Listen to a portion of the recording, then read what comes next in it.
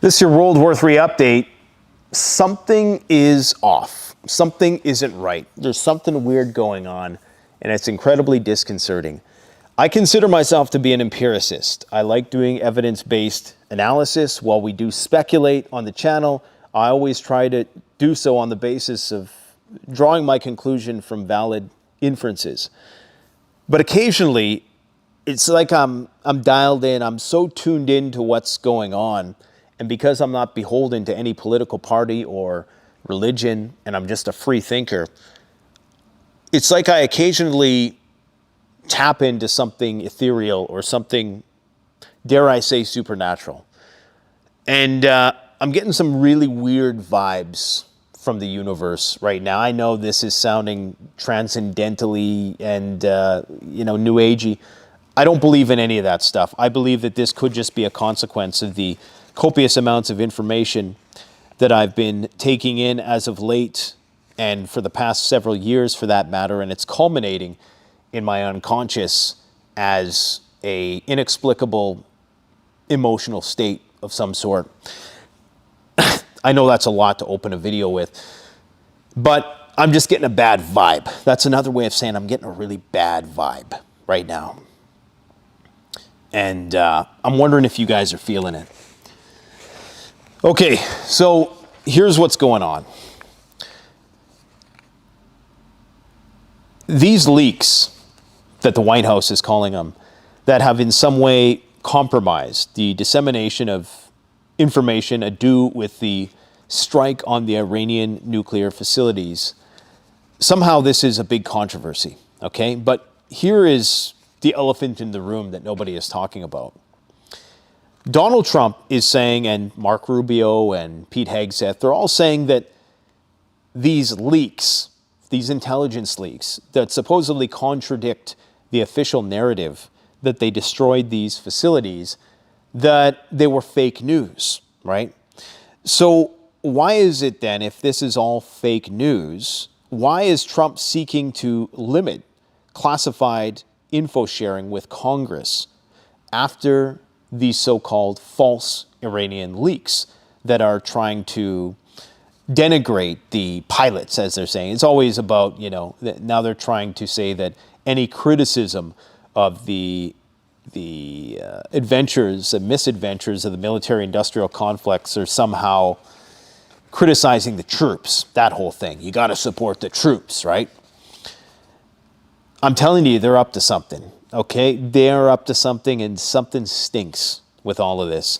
And approaching issues like this, where they're doing so much damage control, do you notice that? Every single one of them, Hegseth, Gabbard, Levitt, Rubio, they're all coming out of the woodwork and saying, no, this is the case. We just completely destroyed that place, right? Now, I have a theory as to what's going on here. Some of you probably already know because you follow me on other platforms. But here's what I think is going on. I think they have much bigger plans for this war in Iran. And for starters, if it didn't work, I want you to consider what they just committed to.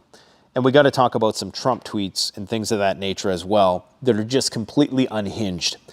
Now, I get that there's going to be a lot of people who, for some reason, need to pigeonhole me into some end of the political spectrum because it allows them to process the world.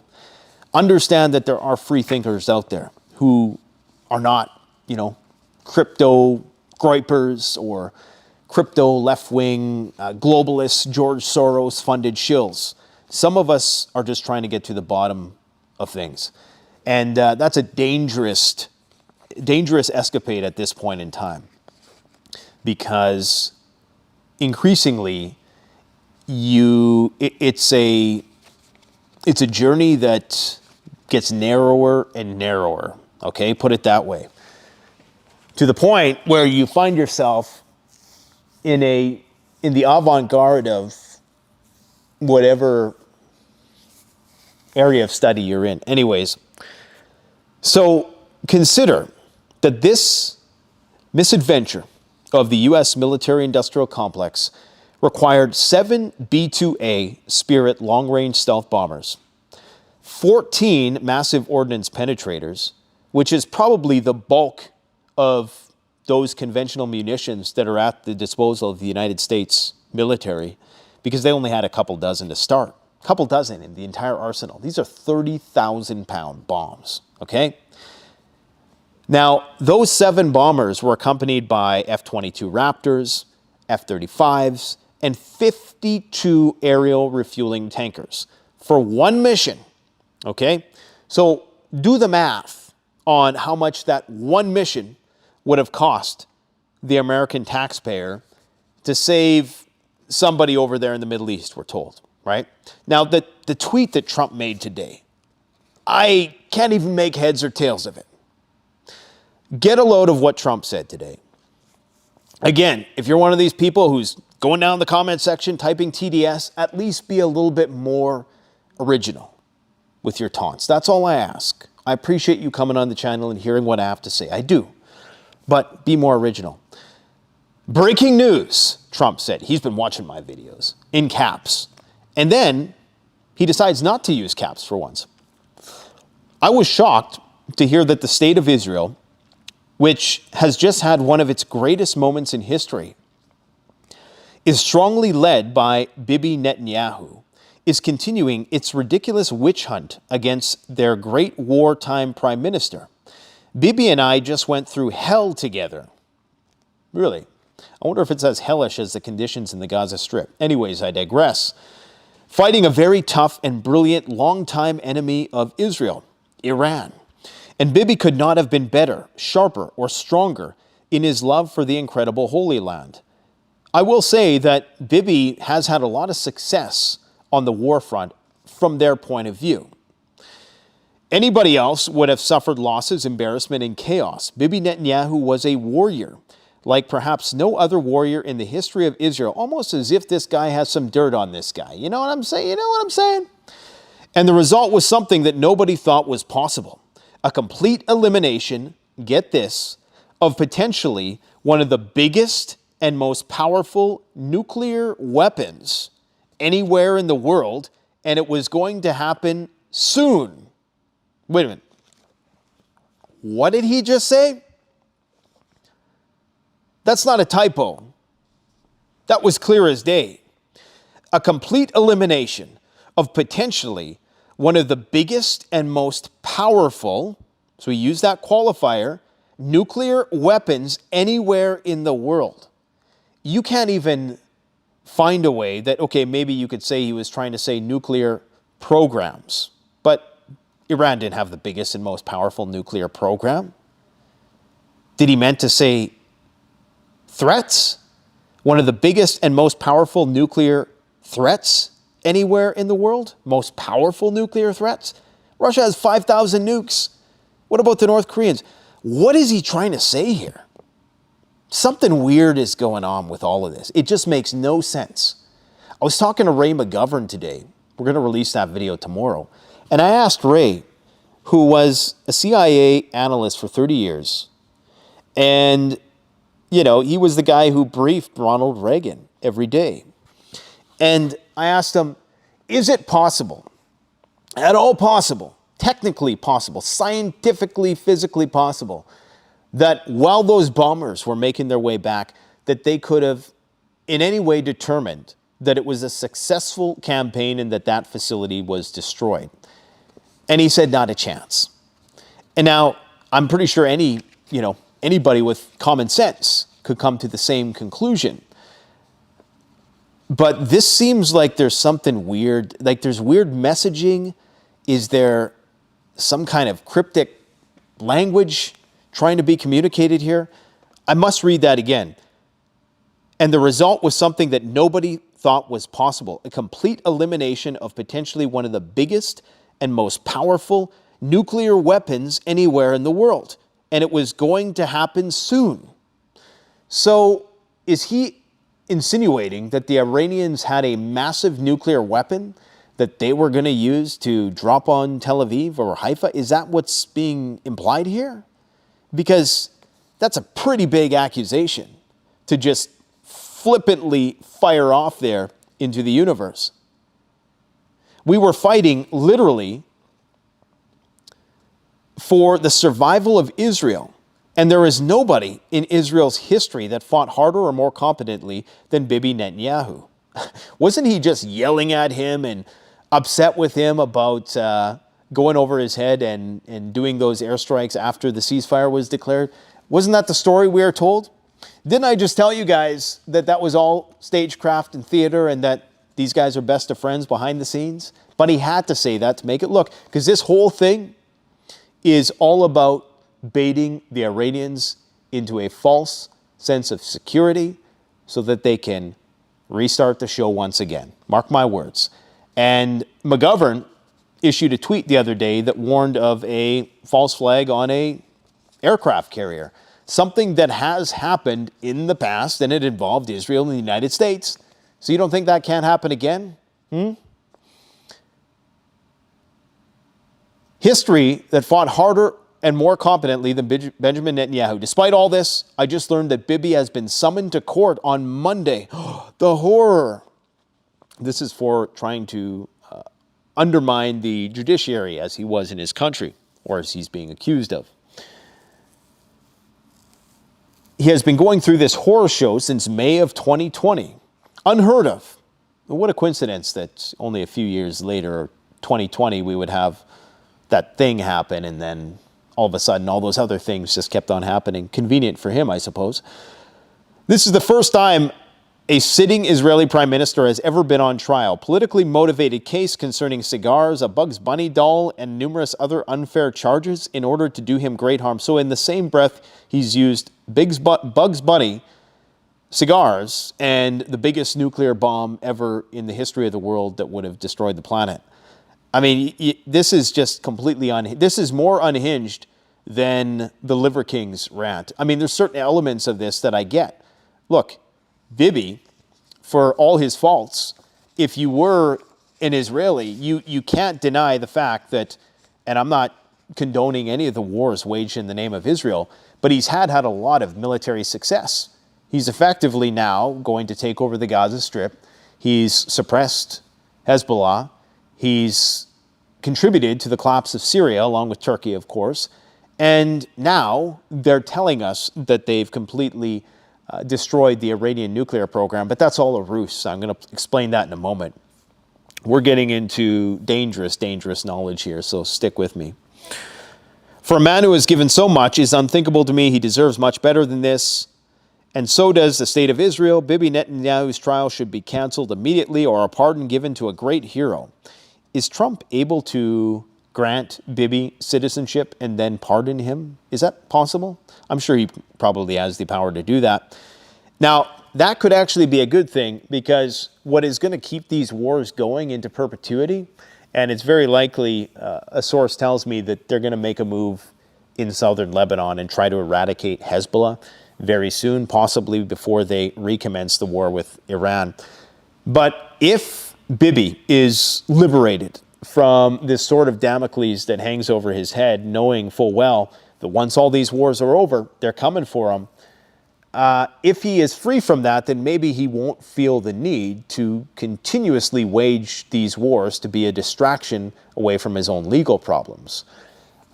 That could be one silver lining to all of this crazy messaging. But this is probably one of the longest tweets I've read from Trump in some time. Or a pardon given to a great hero who has done so much for the state. Perhaps there is no one that I know who could have worked in better harmony with the President of the United States, me, Middle East, than Bibi Netanyahu. Is he saying me in caps? I don't know what he's trying to say here. It was the United States of America that saved Israel, and now is going to be the United States of America that saves Bibi Netanyahu. This travesty of justice cannot be allowed. Okay, so that was weird. What are your thoughts on that, guys? Okay, that's just one in a basket of triggers for me today that are making me scratch my head and wondering, it is almost a complete and total randomness and absurdity at this point. Like, you can't predict one thing from today to the next. We could see, Iran being brought into the Abraham Accords in the next couple days, and then see them go to war the day after that. That's just how erratic and unpredictable and vacillating the events and the ups and downs of the news cycle are nowadays. It's crazy. And it's inducing fatigue in a lot of people, readiness fatigue, because we get close to the brink, as I explained in my chart yesterday, and I'm going to do a dedicated video on that process of punctuated escalation. But it creates a state of learned helplessness where people are just like, well, I give up trying to understand what the hell's going on. Okay, now the supposed leak, right, that they keep going on about, they were all doing damage control today. Tulsi Gabbard, Pete Hegg says, no, this thing was a total success. Why are they saying that? Because it's all part of the plan. You need the Iranians to let their guards down. You need the Iranians to believe that you actually think that their nuclear program was destroyed. But the Iranians aren't buying it. They voted in Parliament to abandon the Non-Proliferation Treaty. Okay? Now, it only needs to be ratified by the National Security Council. Yesterday, when I reported on it, they basically brought it up as a talking point that they might be getting out, or they proposed it. The legislation has passed. It just needs final approval by essentially the supreme leader, as we call him here in the West, the Ayatollah, and the National Security Council, who, of course, is closely connected with that. Now, interestingly, they're saying that the leak involved details from a classified defense intelligence agency battle damage assessment that was reportedly shared with CNN, Fox, NBC, and the New York Times. Okay? Now, if this information was classified and accurate, and it showed that there was no damage done that was sufficient, because what you're not hearing is the IAEA chief, Rafael Grossi himself. He claimed that the actual facility, okay, where the part of the subterranean bunker that holds the actual centrifuges is actually closer to 800 meters deep, or six to 800, because depending on which part of the mountain you're on, you're going to be at a different elevation. So in addition to the 90 meters, there's actually 500 meters on top of that. So there's no way. They're trying to make up this argument that, and I have all of the technicals that I can share with you with respect to how they're trying to explain it. And they're probably going to do this at the Pentagon press conference tomorrow. They're going to try to bamboozle people with a bunch of bullshit and jargon that most people won't understand. I'll try to make it palatable, and I'm not an expert, but I've tried to condense it in a way that is understandable. They went through the ventilation shafts, so they claim, and some other access points, and they claim that they were able to hit this thing in just the right place, that it was able to create a chain reaction. Let me get the actual terminology here. There's lots of in-depth satellite analysis with respect to this. Okay, so they say that two precise targets were hit: the ventilation shaft, which connects Fordo's central corridor and centrifuge halls, and the hidden surface structure located above the south end of the underground centrifuge hall. Satellite imagery showed 6 impact craters grouped into 2 clusters of 3, confirming a strike concentration on these weak points. So it was a very tight group. There's no denying that. The accuracy and precision, more importantly, was bang on. However, they claim that ventilation shaft hits disrupted airflow critical to maintaining operations and cooling equipment. Service structure hits funneled blast waves directly into the centrifuge cascade hall, where uranium enrichment machines operate, and they rely on something called perpendicular blast vectors, okay, which is kind of like the cumulative effects and the compounding effects of detonating multiple warheads at different angles so that the wave that's created interacts and has a synergistic effect, which creates for a bigger, more disruptive explosion or consequence, or failure. The two sets of blast waves entered from opposite sides and met at right angles inside the hall.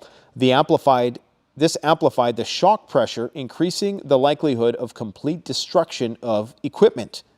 However, Trump claimed to know this in, 5 minutes of the event happening, and of course disclosed it to everybody. But this is hypothetically how it was supposed to happen, but there's no proof that it happened this way because they can't see underground yet, although they're working on it.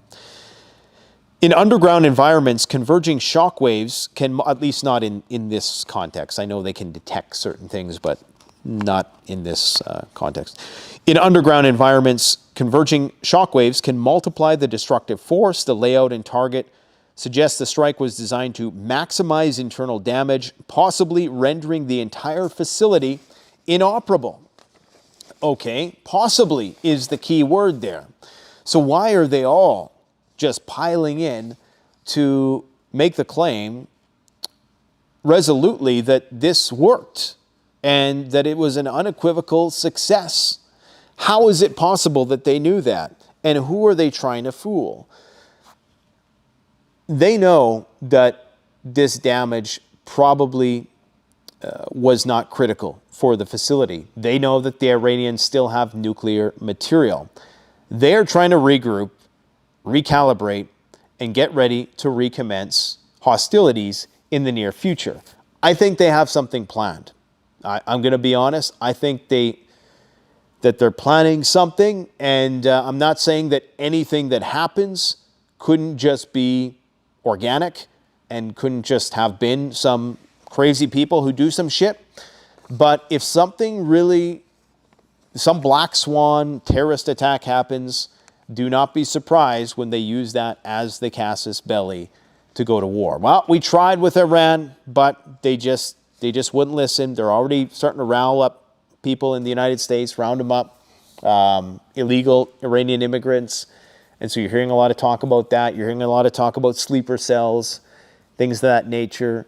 And it just wouldn't be in Iran's interest for them to do that at this point in time. Clearly, they don't want a war. I mean, that was evident in the fact that they didn't start the war. And, they have justification to, unleash hell on the world because of the, attacks, at least on the people who attacked them. I mean, we would nuke somebody if they took out our upper military echelon. So Iran has shown a surprising amount of restraint. It would not serve them at this point in time to fund any sort of terror groups that would be linked back to them. That would serve one purpose and one purpose only, that of the military-industrial complex and the ambitions of CENTCOM and regime change within the region, which is the ultimate goal, okay?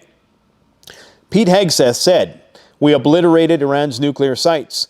They claimed that the nuclear program was set back years. Now, if you're the Iranians, are you going to debate this? You're going to be like, oh, they actually believe this, right? But the problem is they're selling it too hard. Look, this isn't even a very elaborate scam. It's only thinking a few moves ahead. These people are very Machiavellian in their machinations. They're good liars, and they know how to put on a show. And right now, they're trying to fool the Iranians into thinking that they believe that the Iranian nuclear program is done, when they know full well that it isn't, and that they're going to go back in to try to finish the job at some point in the future. Not that nuclear weapons are the biggest concern of these people. Yes, it is a concern, but it's primarily the resistant regime, because even if Iran gets a nuclear weapon, the likelihood that they would use it and then essentially create the conditions for their total destruction is very low. I mean, you just got to think about it. If Iran gets a bunch of nukes, are they going to nuke Israel and then see the deaths of tens of millions of their countrymen as a result of that? It just wouldn't be worth it, okay? Now, you might say there's some eschatological freaks out there who want to see the end of the world, and you got that on all sides. Okay, so that is not a market that is cornered by radical Islam, not by a long shot. There's a lot of fundamentalist Christians and fundamentalist Zionists who think that that whole end of the world stuff is, our destiny. So I'm not saying it can happen, but the likelihood of it happening is very low. The only way that happens is if the Ayatollah decides that he wants to go out with a bang. Okay? Now, the Iranian defense minister did meet with the Chinese today. So he went to China. Yesterday, you had the foreign minister of Iran meet with Vladimir Putin himself. So something big is in the works. And I was listening to a conversation with Mark Sloboda and Jamal Thomas. And Sloboda was saying, and this is something that I didn't know.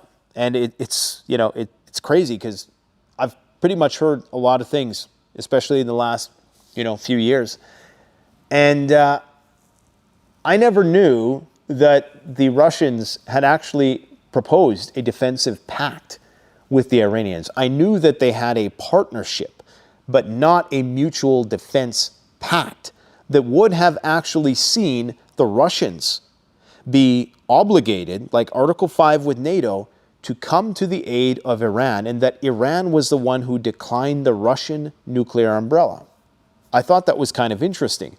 Now, you might ask, why would they do that? Wouldn't that have basically removed all of their problems? Possibly. I think it's an issue of sovereignty and trust. Of course, Russia and Iran were at one point at war with one another, effectively. And there's probably a lack of trust, which is why you don't see a lot of Iranian dignitaries at the Moscow military parades. I thought that was a little odd as well. I think you had some representation from a couple military generals, but that was about it. So one has to ask, why do the Iranians not want the Russians' help? Well, they know that the Russians have dual allegiances. Like they have AIPAC in the United States. There's a similar AIPAC that functions out of Russia. And they have an enormous amount of political pull. And Vladimir Putin has to be careful. Remember how many Russian-speaking people there are in Israel? Well over 1 million. Okay? So the question is, would Russia be willing to go to nuclear war over Iran? Most people don't think so. Yet, for some dumb reason, everybody is talking about World War III when we go into the Middle East. As if Iran has any nuclear weapons for starters. They may, but their ability to put them and miniaturize them and put them on an ICBM where it's going to start World War III, or that the Chinese and the Russians are going to get sucked into this vortex only if they believe it to be existential, which it's a subject of debate. So when I hear people like Candace Owens and Andrew Tate and Tucker Carlson even, exaggerating the World War III implications here, I'm very confused because, as I've always said, World War III is going to start with Russia and China, the people who have a lot of nukes. Maybe Israel, they have quite a few nukes too, and allegedly their Samsung option entails everybody going down. And a lot of these countries have that, where if Russia gets in a war with the United States doesn't just take out Russia, they take out everybody. They take out India. They take out China. Because even though that those countries, or India, for example, might be an ally of the United States, they don't want to be, they don't want them to have an unfair advantage after the smoke clears. If the Russians and the United States wipe each other out with nuclear weapons, then India is going to be the last standing superpower. So they don't want that. So they all have like scorched earth, Samson option military nuclear doctrines. So where was I trying to go with this? The idea that World War III in a nuclear, full-blown, mad, mutually assured destruction sense is going to emerge from the Middle East, very unlikely. However, there is a scenario that you can envision where the strategic utility of a stable Iran trumps any allegiances that Russia might have with Israel. And one could make that argument that maintaining their southern flank intact and stable is more important than pandering to, a handful of people who don't even live in the country anymore, right? Despite the fact that they speak the same language and despite the power of the lobbyists in Russia who advocate for Israel. So these are just a few things to keep in mind here. Anyways, going back to this nuclear program, which is the nexus of all of this conversation today. President Trump declared that the nuclear program was destroyed, obliterated, says that there'll never will be another attempt to build nuclear weapons, they claim. Did they do some kind of back channel deal? We really don't know, because everything that the Iranians are doing right now is telegraphing otherwise, abandoning the Non-Proliferation Treaty, disallowing the International Atomic Energy Agency to come in and inspect these facilities, right? So if this was true, then they wouldn't be doing all these things. So something weird is happening behind the scenes. Now, it could just be, and I just thought about this, if the Russians and the Iranians now have some unwritten pact, and Washington knows it, that if they attack you again, we're going to come to your assistance. That could be what caused them to put the brakes on this. And not only that, China as well. But it could be that this is the day X that we talk about. Okay, day X is all wars are one war. All polycrises have a common ancestor of sorts. It's territoriality, it's East versus West. It's what they call the multipolar world, which ultimately becomes a bipolar world at the end of the day, one side versus the other.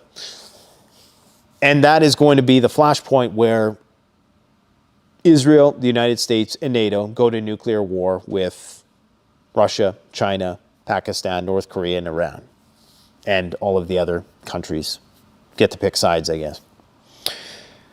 The IDF spokesperson, Brigadier General Effie Defrin, says it's too early for a full assessment, but that significant setbacks occurred. Estimates the strikes likely set the program back by years. Again, creating this notion that Iran, you don't have to worry because we think that your nuclear program is now defunct and destroyed. And as such, just go along your business. We're not going to attack. You can come out of the woodwork now. You're going to be fine. We promise we won't attack you. And sure enough, they're going to do another attack because this is how these people think. And the reason why I know this is because I follow a lot of accounts, which are, some of the accounts are being retweeted by Trump, like the one Israeli open source intel account that tweeted out Fordo is gone, and then Trump retweeted that. These guys, as well as a handful of others, have been all tweeting in unison, yep, the war's over. Case closed. Mission accomplished. And it's like, wait a minute. You're being a little too obvious about this. You know what I mean? And I don't expect people aren't going to understand what I'm saying until it happens. And there's going to be very few of you who are probably going to want to follow on my footsteps in this one. And that's fine. I appreciate your, hearing me out, if anything, because we're all just trying to figure this out. But that's what they're up to. It's a scam. This is all the scam. This whole thing about we destroyed all their nukes is just to try to smoke them out. That's all this is. The IDF chief, Lieutenant General Ayil Zamir, believes both Iran's nuclear and missile programs were pushed back significantly. IAEA Director Rafael Grossi is in partial agreement. Very significant damage is expected due to the sensitivity of these centrifuges, and he confirms that cruise missiles hit Esfahans in uranium conversion buildings and tunnel entrances. However, they don't know what's going on the inside because they're not allowing them in there, right? They confirm ground-penetrating munitions were used on Natanz fuel enrichment plant. Now, Scott Ritter, to his credit, and when he's in his lane and when he's in his element, he knows what he's talking about. And I would encourage you to go and watch his debate that he's having with, I think it's Ray McGovern, in fact, when he's talking about and he's explaining why the Iranian enrichment capabilities are far more resilient and that the components needed to recreate these things are, something that Iran could pull off in multiple ways in relatively short periods of time. So what they're talking about 1 to 2 years. I mean, you got to think about it. This is a country of 90 million people. They got a GDP of $1 trillion, or I think it's a nominal GDP that's around $1 trillion. Even if it was 10 billion, okay, that's enough money to make a bomb. And if they wanted to, they could. So the Mossad chief is saying that achievements inside Iran were unimaginable. We worked for months and years to ensure that the right actions happen at the right time. So why then are they still operational inside Iran? Why is Donald Trump posting, and he literally posted this today, the parody of Barbara Ann? You guys have all heard the Bomb Iran song. This is from way, way back in the day, probably back in after the Iraq War that was created. It's a spin-off of Barbara Ann from the Beach Boys, Bomb Iran. And he posted that. And it's inconsistent, right, with what we're hearing. It's completely inconsistent. And now today he's giving all these mixed messages again. Oh, next week we're going to negotiate, but we're not going to be negotiating on the nuclear stuff again. And something weird is going on here. And yeah, I just can't quite put my finger on it, but I got a sense something's not right. The IAEA director, Rafael Grossi, says that I don't know where Iran's uranium is stored. My job is to know. Iran's stockpile of enriched uranium is estimated at approximately 900 pounds. And he warns that key sites are buried about 800 meters underground. Okay? This is the intergovernmental organization, the IAEA, part of the UN, that has been weaponized against the Iranians. So you can't say it's an organization that lacks credibility, insofar as they represent the views of the West, warning that key sites are buried 800 meters below granite and rock. I don't care if it's 1 million pounds. Maybe 1 million pounds would go through. I don't care if it's 100,000 pounds. A 30,000 pound bomb is not a conventional weapon, is not penetrating that. It's just not going to happen. So something strange is going on. And he says, look, I've been to these facilities. I can attest to the fact that there's no way to know if these facilities are destroyed. Israeli media admits Fordow can only be destroyed from within. And this is where we start getting into the contradiction. So this is the flip side of the argument. Israeli media admits Fordow can only be destroyed from within or with hundreds of bombs dropped one after another. And that's that whole concussive, repercussing, synergistic effect of having the multiple shock waves go through each other.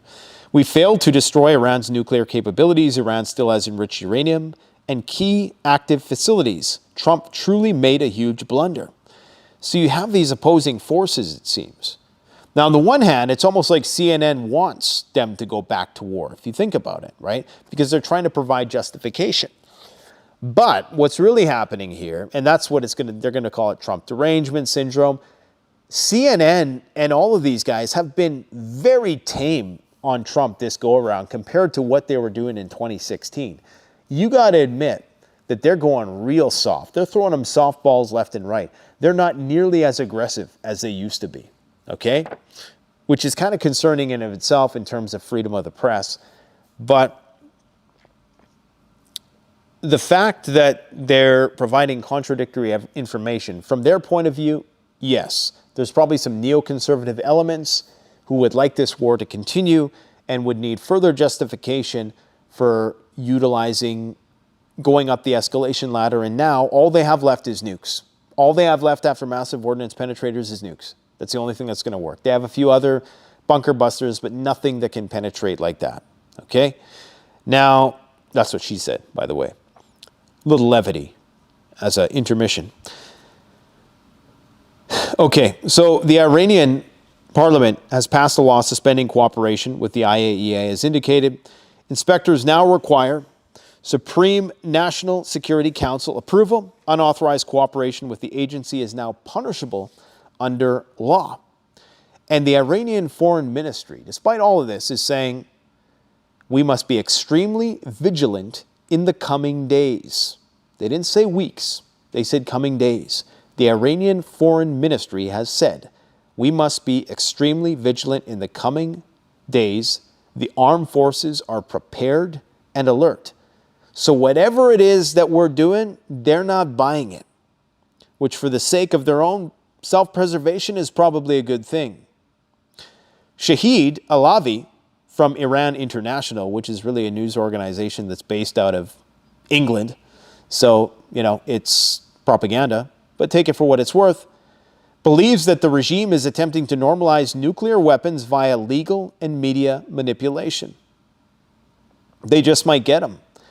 Those veiled threats between Dmitry Medvedev and Donald Trump are hitting different today. That wasn't just some jocular sparring match between one has been and one still is been. There's something more to that picture, I suspect. Russia has to choose a side at some point, and it's probably not going to be too far off into the future.